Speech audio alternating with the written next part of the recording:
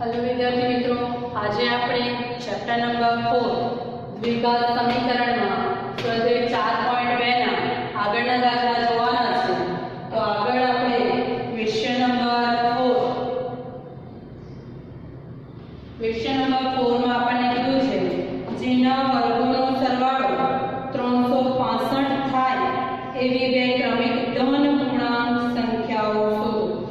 તો આગળ કીધું કે ક્રમિક ધન પૂર્ણાંક એટલે 1 2 3 જો પહેલાને x લઈએ તો 1 + 1 થાય એટલે x + x + 1 આપણે લખીએ ધારો કે બે ક્રમિક ધન પૂર્ણાંકો x અને x + 1 છે। પછી આપણને કીધું છે તેમના વર્ગોનો સરવાળો 365 છે તો બે ક્રમિક ધન પૂર્ણાંકો શોધો। આપણને શું કીધું તેમના વર્ગોનો સરવાળો 365 છે। તો પહેલા તો વર્ગ કરવાનો તો આનો વર્ગ એટલે x નો વર્ગ, પછી બીજી સંખ્યાનો વર્ગ x + 1 નો વર્ગ અને નો છે સરવાળો કેટલો છે 365 છે। x નો વર્ગ x² પ્લસ આ થઈ ગયું a + b આખાનો વર્ગ એટલે સમીકરણ આવશે a² + 2ab + b²। તો આપણે લખશું x નો વર્ગ એટલે x² plus 2 * 1 * x 2x plus 1 નો વર્ગ 1 બરાબર 365। x² બરાબર બે છે x² + x² 2x² plus 2x plus 1 આ પ્લસ છે બરાબર માઈનસ 365 બરાબર 0। 2x² plus 2x plus minus minus મોટી સંખ્યા માઈનસ 365 માંથી 1 જાય તો 364 બરાબર 0। ચલો આમાંથી કઈ સામાન્ય નીકળશે તો નીકળશે કેટલા નીકળશે 2 2 સામાન્ય નીકળે તો x² + x માઈનસ 18 * 36 ને 2 * 4 182 બરાબર 0। આ બે ગુણાકારમાં છે આ બાજુ જાય તો ભાગાકારમાં તો x² + x માઈનસ 182 બરાબર 0 ના છેદમાં 2 આ લખો તો કેટલા થઈ જાય 0 એટલે અહીં આન્સર કેટલો આવવાનો 0। હવે આપણી પાસે 182 છે 182 ના એવા અવયવ પાડવાના છે કે જેથી કરીને શું આવે 1 આવે। તો આપણે આગળ અવયવ પાડ્યા 182 ના અવયવ શું હતા 182 તો 2 ના 18 2 * 2 = 13 * 7 = 13 13 13 ના 13 7 ના 14 14 માંથી 13 જાય તો કેટલા વધશે 1 અહીંયા 14 અહીંયા 13 અહીંયા પ્લસ છે તો મોટી સંખ્યા પ્લસ આપે 14 માંથી 1 જાય તો આ પ્લસ છે ને પછી શું આવશે માઈનસ એટલે શું કહેવાના x² + 14x minus 13x minus 182 બરાબર 0। ચલો 2 2 4 પદ થઈ ગયા પહેલા પદમાંથી x સામાન્ય નીકળશે એટલે x + 14 આ જે છે એ છે x + 14 જો માઈનસ ના કેવા ગયા પ્લસ પછી આગળ કઈ આવે માઈનસ x નો સહગુણક કેટલો છે 13 એટલે કેટલા 13 બરાબર 0।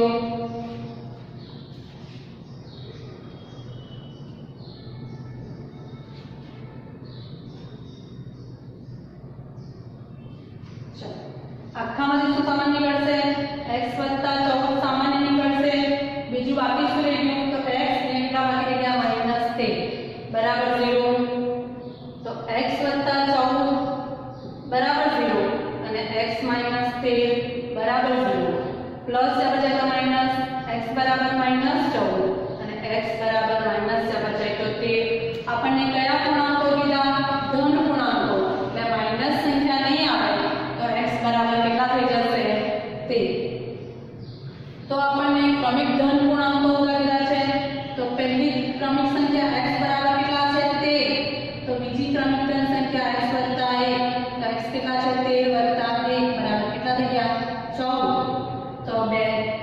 क्रमिक धन पूर्णांको 13 અને 14 થશે। ખબર પડે છે તમને આ?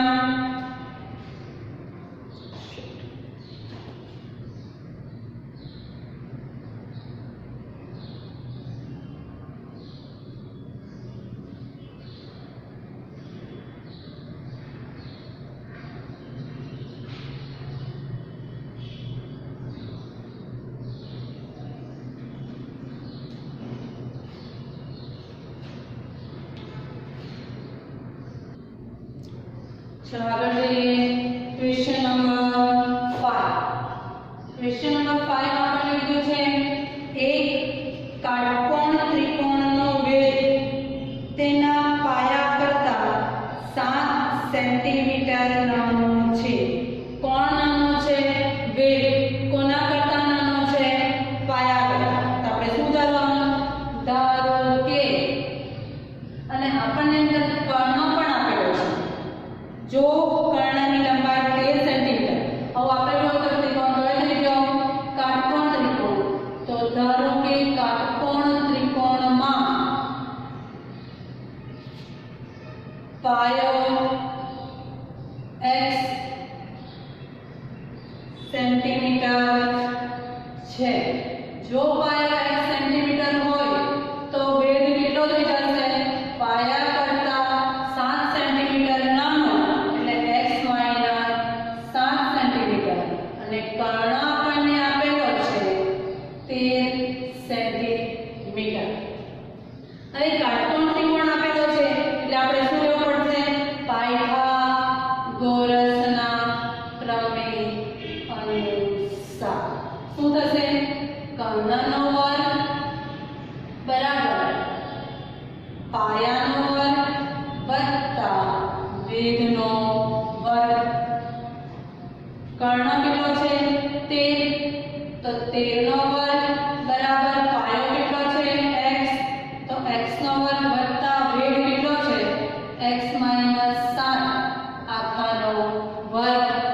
13 નો વર્ગ 169, x² નો વર્ગ x² વત્તા આ થશે x નો વર્ગ માઈનસ 7 ગુણા 14 વત્તા 7 Satya 49। 169 is equal to x square plus x square, 2x square minus 14 वत्ता 49। आ प्लस से बजा तो माइनस થઈ જશે। 2x square minus 14 वत्ता 49 प्लस से बजा तो 169 is equal to 0। 2x square minus 14 plus minus minus चिन्ह કયો હશે? માइनस। 9 માંથી 9 જાય તો 0, 6 માંથી 4 જાય તો 2 અને 1 ના 1 એટલે 120 કોમન નીકળશે। કેટલા 2 કોમન નીકળે તો થશે x² - 7x માઈનસ 60, 6 ગુણા 12 એટલે 120 બરાબર 0। તો સમીકરણ બની જશે x² - 7x માઈનસ 60 બરાબર 0, કારણ કે 0 ભાગ્યા 2 0। હવે આપણે 60 ના એવા અવયવ પાડવાના છે કે જેથી કરીને 7 તો 3 દુ 6 અને 5 દુ 10। 3 દુ 6, 5 દુ 10।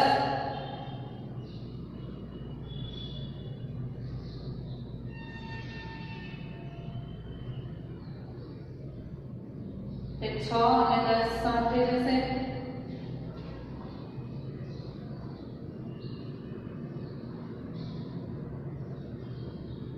चलो 3 दू 6, 6 दू 12, 12 માંથી 5 જાય તો કેટલા આવે? 7, 12 × 5 60 માઈનસ છે આ સંખ્યા આપણે કેવી લેવી પડશે? પ્લસ। તો ગોઠવાશે કેવી રીતે? x² - 12x વત્તા 5x માઈનસ 60 બરાબર 0। આ આપણું સમીકરણ થશે।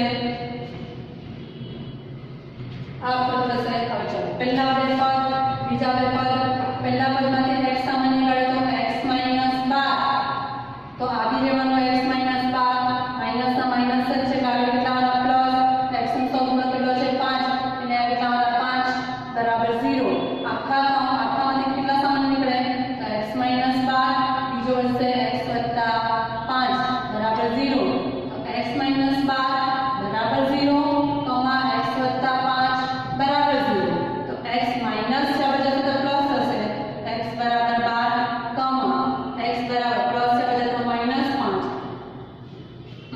આવશે નહીં તો x બરાબર કેટલા થઈ ગયા 12 તો પાયો જે છે એ આપણા x છે તો x બરાબર કેટલા થઈ ગયા 12 હવે આપણે લેવાના છે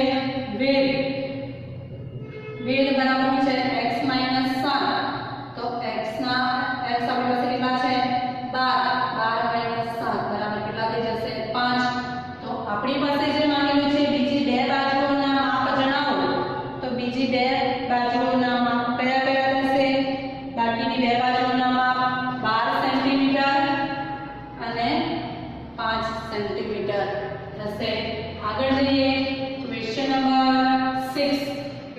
6 માં કીધું છે એક કુટીર ઉદ્યોગમાં એક દિવસમાં કેટલીક માટીની વસ્તુઓ બનાવે છે એક નિશ્ચિત દિવસે એ જણાવ્યું કે પ્રત્યેક વસ્તુની ઉત્પાદન કિંમત તે દિવસે ઉત્પાદન થતા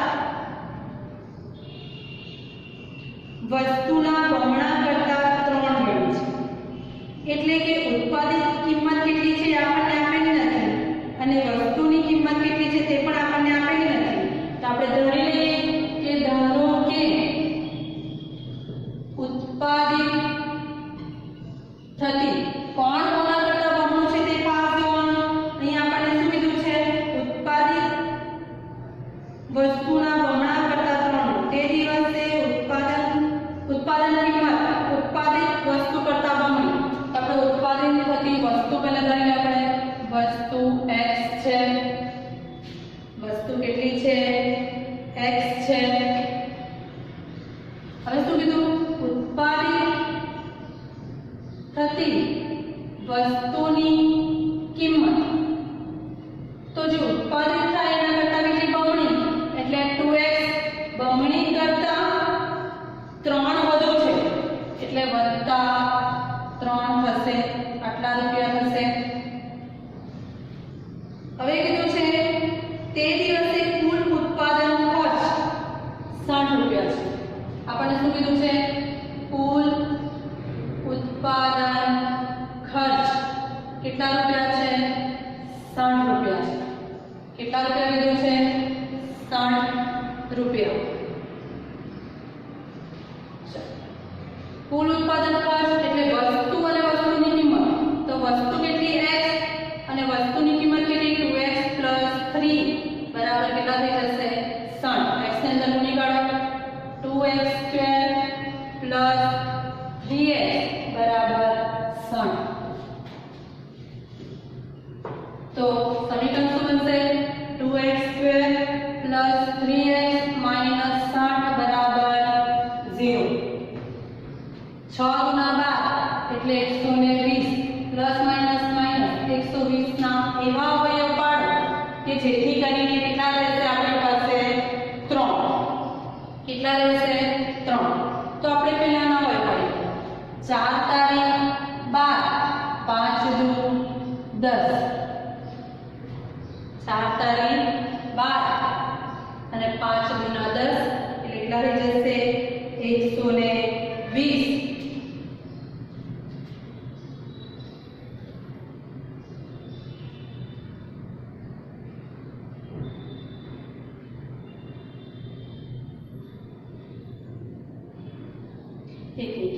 खर्च 60 रुपया नहीं खर्च 90 रुपया है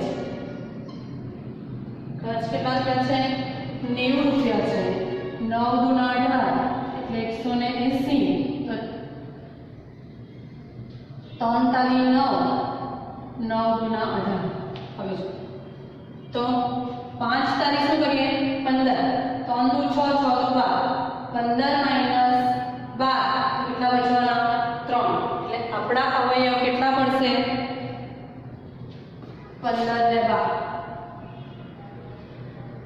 કેટલા પડશે 15 12 પ્લસ છે મોટી સંખ્યા પ્લસ માઇનસ માઇનસ કરે તો જ 12 આવવાના એટલે માઇનસ ચિહ્ન કિંમત મૂકીએ અને 2x² - 12x plus 15x minus 90 બરાબર 0 એટલે સામાન્ય સરળતા નીકળે એટલે -12 આગળ લીધા છે કોમન કેટલા નીકળી જશે 2x કોમન નીકળશે આ બેમાંથી તો 2x કોમન નીકળી જાય કેટલા રહી જાય x માઇનસ 2 6 12 એટલે -6 તો આ જે છે એ જ રહેવાનું x માઇનસ 6 બરાબર 0 માઇનસ નો માઇનસ એટલે કેટલા આવવાના પ્લસ x નો સહગુણક કેટલો છે 15 એટલે કેટલા આવવાના 15 આખામાંથી સામાન્ય કાઢવાના છે તો આખામાંથી સામાન્ય નીકળશે x માઇનસ 6 અને બીજું હશે 2x 15 બરાબર 0 x માઇનસ 6 બરાબર 0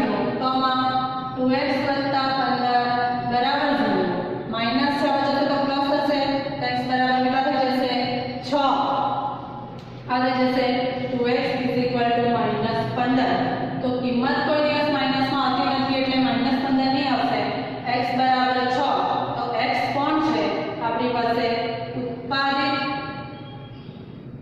થતી વસ્તુની સંખ્યા 6 છે ઉત્પાદિત ખર્ચ